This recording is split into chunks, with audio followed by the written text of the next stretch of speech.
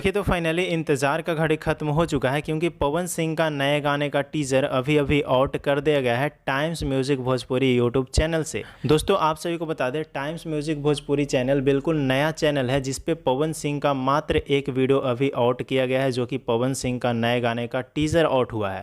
गाने का बोल रखा गया है ओढ़नी हटा के, जो कि बहुत ही बेहतरीन गाना है और पवन सिंह और शिल्पी राज की आवाज़ में यह गाना आप सभी को सुनने को मिलेगा, जिसमें पंच लाइन पवन सिंह के द्वारा गाया गया है, जो कि बहुत ही बेहतरीन गाना है।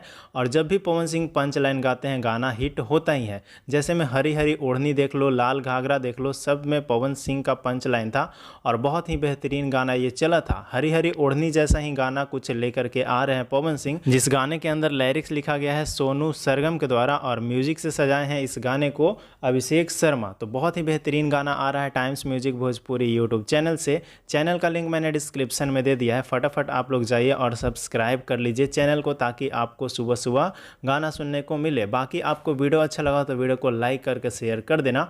तो चलिए मिलते हैं हम किसी नए वीडियो के साथ में। धन्यवाद दोस्तों।